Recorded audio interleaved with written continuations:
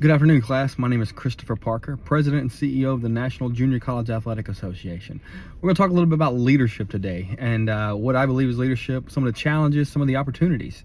I once was the vice president there at Pfeiffer University, so very familiar with the university, very proud of what goes on there and the leadership in general. And you've got a great individual with Dr. Bo and what he's been able to do and accomplish as a dean and what he did in the classroom for all these years is pretty phenomenal. But leadership to me is a focused, strategic driven ability to listen, learn, adjust, and execute. And when you think about some of those dynamics, God gave us 2 ears and 1 mouth for a reason. And I try to always remember that. Listen twice as much before I speak, before I'm able to do some of the different things that need to be done to hear the others. Okay, as a leader, I need to listen first. I need to listen intently. Then I have to take the focus of what that listening was and bring it back and think about, do I agree with it? Do I disagree with it? Are there parts that are excellent?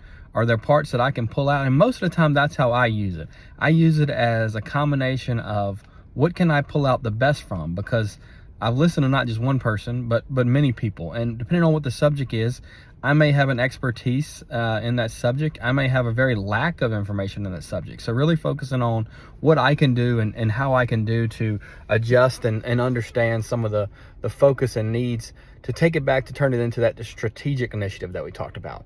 So now I've got to go back and strategically think about how I'm going to execute this. What am I going to do to make the next step, to make things successful?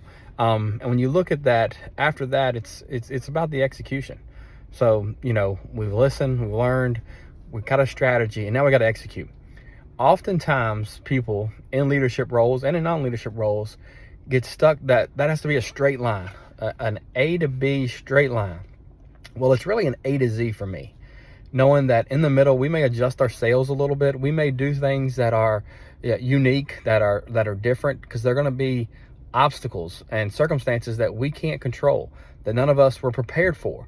But they're going to throw a wrench or a wrinkle into what we're trying to accomplish. So be prepared for those different adversities to come at you.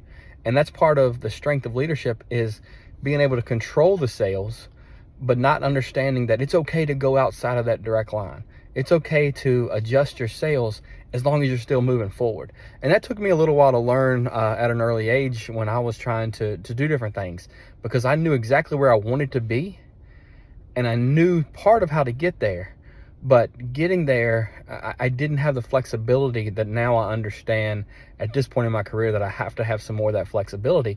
And much of that is working with people. And you talk about some of the challenges, personalities. Number one, whether it's my personality not mixing with others, or if it's other personalities not mixing with mine, and a group of people. A leader has to have followers, and understanding that group of people is unique.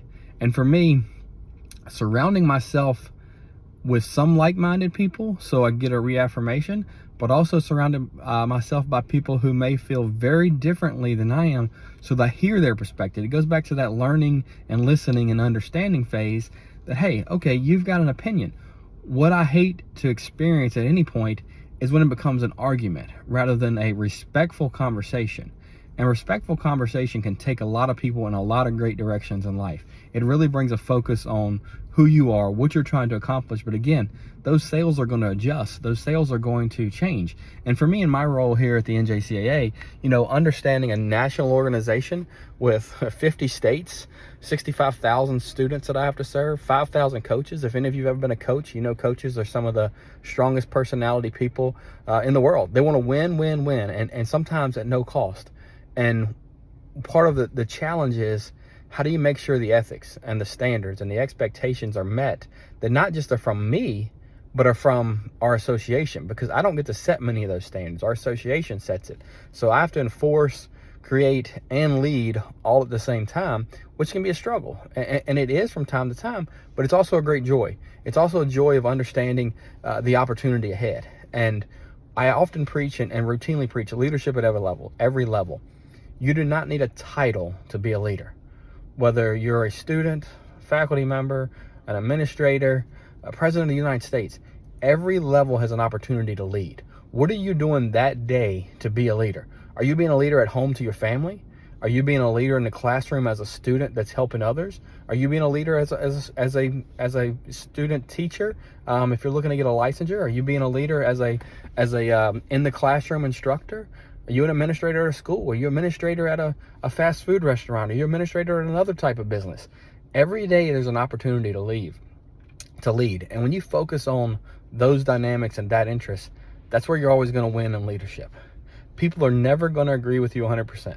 Okay? The old saying, everybody's got an opinion, is the same as everybody has a you know what. It's true. Okay? It's just a factual thing. That does not mean that people lose respect and understanding. And that's where the difference in leadership often takes place, is being able to allow people to show, receive, and understand all of the respect that goes back and forth in both demeanors. So really hold on to that. I wish you a great semester, and happy to share. Feel free to connect with me on LinkedIn, and if I can help you in any way possible. Follow me on Twitter at njca_exec, and always feel free to reach out if I can help you in any way at cparker@njca.org. But again, leadership at every level, focus on it. The power of presence, being there, that's part of leadership. So again, have a great semester, and congratulations to Dr. Bo and all of his accomplishments.